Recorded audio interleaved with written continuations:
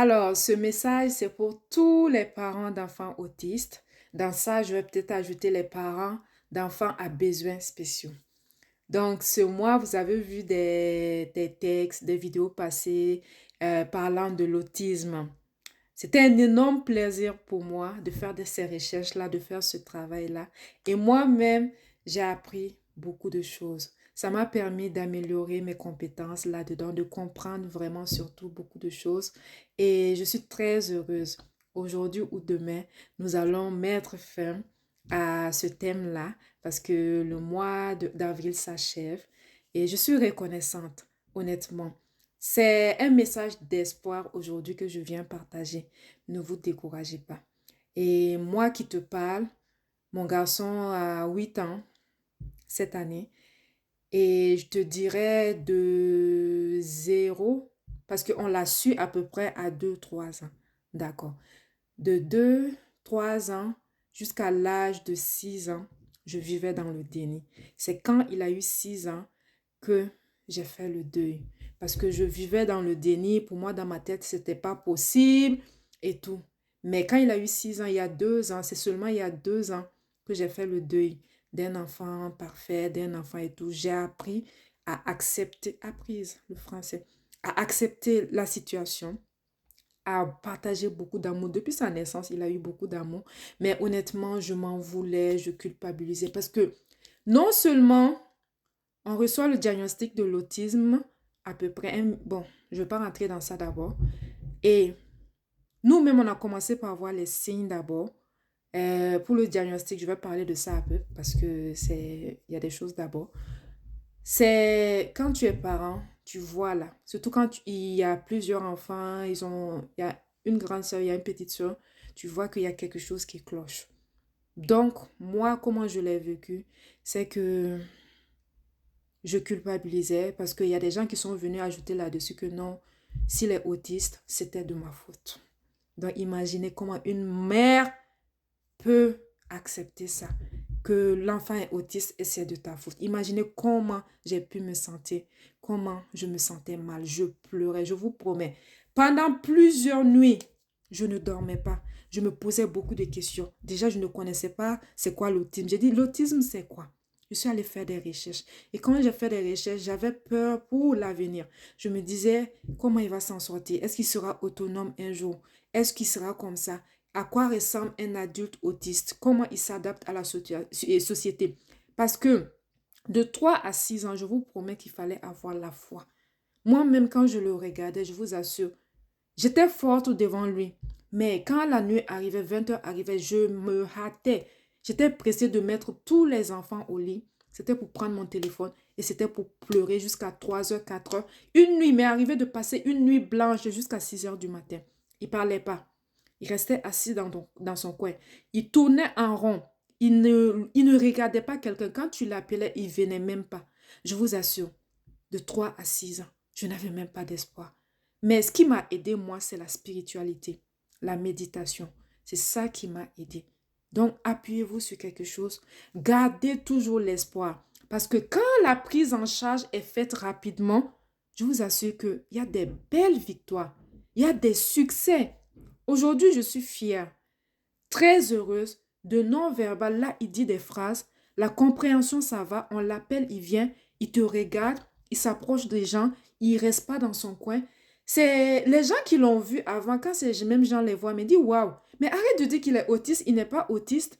Il dit oui, il est autiste parce que on ne guérit pas, c'est pas une maladie, c'est pas quelque chose que non, on guérit, non. Peut-être il peut y avoir des changements, des améliorations, il peut y avoir des belles victoires, mais l'autisme, honnêtement, c'est un trouble à vie. Corrigez-moi, mais je pense que c'est ça que j'ai compris. Donc, j'aimerais parler à tous les enfants, surtout aux mamans. Si vous ressentez le besoin de parler à quelqu'un, regardez, cherchez le numéro et demandez à me parler. Parce que je peux vous comprendre, surtout les mamans. On met tout le poids souvent sur les mamans. Non, c'est toi qui dois arrêter le travail. C'est toi qui dois faire ça. C'est toi. On t'impose des choses. Et dans certaines cultures même, on va jusqu'à dire, moi dans mon cas par exemple, on va jusqu'à dire que non, c'était de ma faute. Tu vois? Donc, j'aimerais te dire que non, l'enfant n'est pas maudit. Non, c'est pas de ta faute. Non, ne culpabilise pas. Parce que mon message s'adresse aux femmes surtout. Bats-toi. Quand tu es positive, l'enfant va le ressentir. Mais quand tu es toujours stressé, tu pleures devant l'enfant même. Heureusement, je ne l'ai jamais fait. Tu es toujours angoissé, tu manifestes des choses, l'enfant retient. Ne pensez pas que les enfants ne regardent pas. Ils voient, ils observent et ils retiennent. Donc, honnêtement, je ne sais pas. Mettez en commentaire si vous voulez que je continue à partager ce que j'ai appris, à continuer à partager ma routine. Mais non, je ne suis pas à l'aise d'exposer mes enfants sur les réseaux par choix. Je ne suis pas impliquée. Il y a plusieurs personnes. Et on a eu une discussion. Nous n'allons pas exposer nos enfants sur les réseaux sociaux. Je fais très attention. Même ma vie privée, je n'expose pas ma vie privée sur les réseaux sociaux. Je suis sur... Je suis là, c'est pour ma mission, c'est pour mon travail, c'est pour parler aux femmes.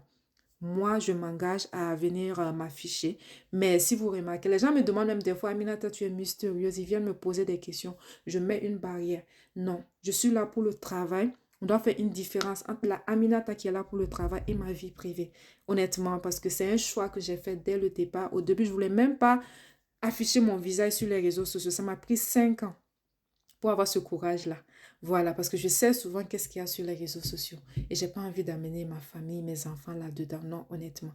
Donc, c'est un débat qui est ouvert. Mettez dans les commentaires si vous voulez que on continue avec ce thème-là toute l'année. Sinon, moi, j'allais arrêter pour ce mois. Le 2 avril, c'était la journée pour la sensibilisation de l'autisme. J'ai décidé de continuer jusqu'à la fin du mois. Donc, dites-moi si vous avez appris des choses avec moi. Dites-moi si ça vous a aidé. Ceux qui ne connaissaient pas l'autisme, comment vous avez trouvé ça? Et dites-moi si je dois continuer ou pas. Mais moi, je suis heureuse et je suis une maman comblée. Je vous assure. Je suis une maman comblée. Je pense qu'on va parler d'autres thèmes parce que ce que j'ai remarqué depuis un certain temps, chaque jour, les gens me félicitent, ils me disent, waouh, tes enfants sont sages. Quand ils les observent, quand on sort même au dehors, et souvent, quand je suis au téléphone, souvent ils sont à côté, ils me demandent, mais, ils regardent le mais, où sont tes enfants? Je dis, pourquoi? C'est trop calme, ils sont où? Et quoi? Ils sont à l'école. Je dis, non, ils sont là. En fait, les enfants, il y a une certaine manière. L'enfant, tu dois l'apprendre. Tu dois communiquer avec l'enfant. Tu dois tout l'expliquer. Mes enfants savent quand je travaille, maman est au travail. Donc, donne-moi, je les explique. J'aurai besoin de 15 minutes de silence. Après ça, on va jouer, on va faire tout ce que vous voulez. Et ils comprennent. Il faut dialoguer. Je pense que ces mots existent. Il faut communiquer. Il faut parler aux enfants. Comme si tu parlais à une adulte. Tu vois, c'est un don du ciel, c'est un cadeau. Il y a des femmes qui cherchent les enfants. Donc, ne soyez jamais occupés au point de ne pas... C'est bien. Il y a les besoins essentiels, c'est bien. C'est normal. Mais ne soyez pas travail, travail, focus, travail et vous oubliez ces choses-là. Un enfant a toujours besoin que vous les tenez par la main, que vous les accompagnez, que vous les montrez le bien et le mal. Ça, c'est bien. Tu les félicites. Ça, c'est mal. J'aimerais que tu corriges ça. Et s'il y a lieu, tu amènes des conséquences. L'enfant doit comprendre. C'est comme ça qu'il va grandir avec des valeurs. C'est comme ça que nous avons une société avec des adultes responsables. Et c'est comme ça qu'il y a un changement. Je pense que je vais parler de ça toute l'année, par exemple. Oui, j'ai pas envie de parler d'autisme, mais de l'enfant. Parce que chaque jour, les gens me disent, mais comment tu as fait? Comment comme ça? Parce que dès la base, j'ai compris ces choses-là. Et au début, c'était pas facile. Les gens m'ont insulté à cause de mes choix. Ils se sont moqués de moi. Mais quand je vois les résultats, honnêtement, je suis la personne. Des fois, je me regarde devant le miroir et je me dis, Aminata, je suis fière de toi. Je suis fière de moi parce que je vois le résultat et mes efforts n'ont pas été vains. Honnêtement, je pense qu'on va parler de ça, c'est important. Alors, à bientôt. C'était un plaisir pour moi. Donc, le mois de mai, on va vous dire le thème et tout. Et on va voir où est-ce que Dieu va nous amener. Ne vous découragez jamais. N'écoutez pas les personnes négatives. Restez positif, positive à tout moment. Je dois partir, mon téléphone sonne. Restez positive à tout moment. Si vous êtes dans un environnement où on vous stresse, où c'est négatif, portez votre sac et votre chaussure et partez. Sans même donner d'explication.